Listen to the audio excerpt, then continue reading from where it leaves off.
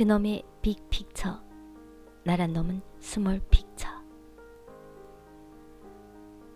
여러분은 5년 뒤, 10년 뒤를 그려본 적이 있습니까? 20살 무렵 수업 중에 교수님이 그런 말을 했다. 봄볕에 맥없이 꾸벅꾸벅 졸고 있는 우리가 한심했는지 안경 너머로 강의실을 굽어보는 교수님 눈빛에 한숨이 실려 있었다. 교수님의 말은 이랬다. 흔히 사람들은 근시안적으로 다음 주 계획, 다음 달 계획, 내년 계획 정도나 열심히 세우지만 사실 성공하려면 5년 뒤, 10년 뒤를 내다보며 인생의 큰 그림을 그려야 하는 법이라고. 그렇게 먼 미래를 그려본 사람과 그렇지 않은 사람의 차이는 10년 뒤에 정말 크게 벌어진다고.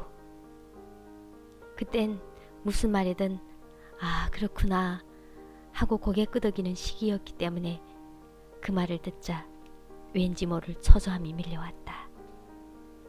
하여 근시안적으로 남은 수업을 듣는 대신 당장 노트에 미래 계획을 써보기로 했다. 그러니까 10년 뒤라. 10년 뒤. 아니 일단 5년부터 시작하자. 5년 뒤에 나는 노트를 아무리 들여다보아도 애꿎은 동그라미만 그릴 뿐 도무지 무엇을 계획해야 할지 알 수가 없었다. 당장 내일 무슨 일이 일어날지도 모르겠는데 5년 뒤를 짐작해본다는 게 가능한 건가? 계획하면 또 계획한 대로 되나? 내가 할 수 있는 건 고작 나의 덧셈이 전부였다. 5년 뒤엔 25, 10년 뒤엔 30이 되었겠지. 그런 식으로 그 후에 내가 무엇을 더 그려볼 수 있었을까? 그 후로도 삶은 이어졌고 1살, 2살 나이를 먹을 때마다 책의 목차 같은 말들이 나타났다. 인생의 큰 그림을 그려라. 내가 상상할 수 있는 가장 큰 꿈을 꾸어라. 부단한 자기 개발을 통해 성장해라. 어제보다 나은 오늘을 살아라. 세상이 통째로 자기 개발서가 된 것 같았다. 그런 말을 들을 때마다 어쩐지 내가 잘못 살고 있는 듯한 기분이 들었다.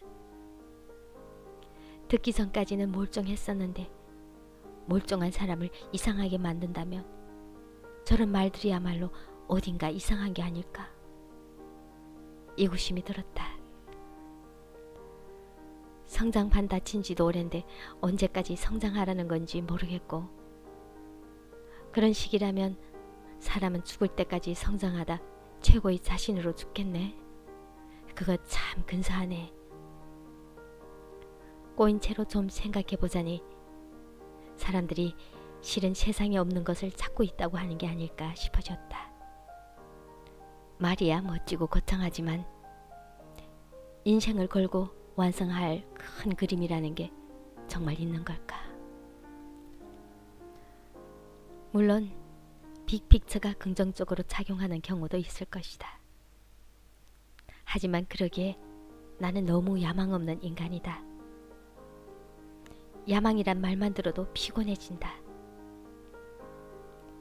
삶을 전략적으로 보고 원대한 목표와 체계적 계획을 세우는 사람을 보면 와 대단하다 여기면서도 돗자리에 눕고 싶어지는 게 나다. 경쟁은 질색이라 술자리 게임이나 내기도 싫어한다. 이기려고 눈치 보고 졌다고 아까워하기보다 그냥 별것 아닌 얘기나 나누고 싶다. 바쁜 것도 별로다. 앉아서 일하는데도 마음이 전력 질주를 하는 것처럼 숨찬 기분이 드는 게 싫다. 도전도 안 좋아한다. 자기 한계 극복이란 말은 더더욱. 태어나 사는 것도 고단한데 뭘 또 그렇게까지 하는 생각이 드는 것이다. 그런데 빅픽처라니. 그런 걸 아무리 그린다 한들 삶이 계획한 대로 흘러가 줄 리 없다.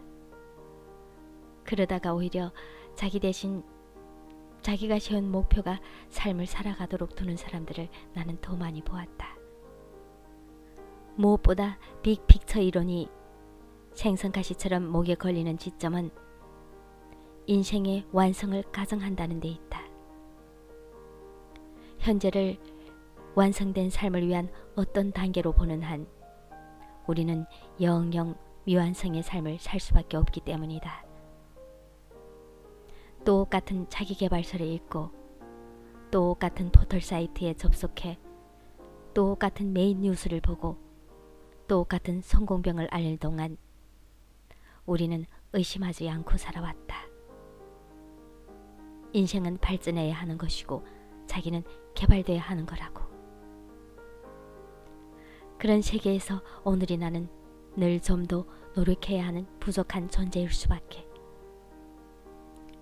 지금의 삶은 아직 무언가를 이루지 못한 미진한 단계일 수밖에 없었다. 빅픽처는 인생에 큰 기대를 걸라고 한다. 그래서 우리는 필연적으로 자주 실망하고 만다. 그럼 작은 기대를 걸고 자주 행복해지면 안 되는 걸까? 내가 궁금한 것은 이런 것이다. 목표가 없는 삶은 게으른 삶인가? 꿈이 없는 사람은 진정한 삶을 살고 있지 못하는 걸까? 인생에서 꼭 대단한 무언가를 찾아 헤매야만 할까? 애초에 물을 썰려고 칼을 뽑는 사람도 있는 법이다. 왜 자꾸 무라도 썰려고 하는 건지. 야망이라곤 날 때부터 가지고 태어나지 않은 나는 끊임없이 더 나은 무언가를 찾아 노력하고 싶지 않다. 인생의 큰 그림을 그리느라 현재를 희생하고 싶지도 않다. 삶의 거창한 목표 같은 걸 세워버리면 목표는 과대평가하고 매일의 일상은 과소평가하게 되기 때문이다. 인생에 무언가 더 중요한 것이 있고 지금 내 삶이 미진한 거라고 여기고 싶지 않다. 지금보다 더 나아져야 그게 진정한 나라고 여기고 싶지도 않다. 보이지도 않는 하나의 빅 픽처보다 매일 눈앞에 보이는 스몰 픽처를 100개, 1000개 그리며 살고 싶다. 오늘은 큰 그림이 일부가 아니라 그냥 오늘이니까. 이 와중에 야망의 시대를 무사히 건너기 위한 아주 단순한 방법을 발견했는데 바로 지금을 호시절이라 여기는 것이다. 호시절이란 무엇인가? 삶의 낙이 있는 게 호시절이다. 야망 없는 이들이 그럭저럭 살아가기 위해선 가끔 삶의 이역이 샘솟는 순간이 필요하다. 나로 말할 것 같으면 날씨 좋은 어느 날 노천 테이블에서 맥주를 마시다가 갑자기 삶에 대한 의지가 불끈 솟구난다. 딱 그런 정도다. 이렇게 맛있는 맥주를 마시려면 역시 열심히 일해야겠어. 그 정도의 열심히가 좋다. 그 정도의 열심히는 실천도 할 수 있고 기분도 좋으니까. 이 맛에 산다 하는 순간이 아마 누구에게나 있을 것이다. 각자의 스몰 픽처. 한 번 사는 인생 그렇게 살아선 안 된다고 말하는 이들은 대체로 야망가였다. 자, 그럼 각자의 길을 갑시다.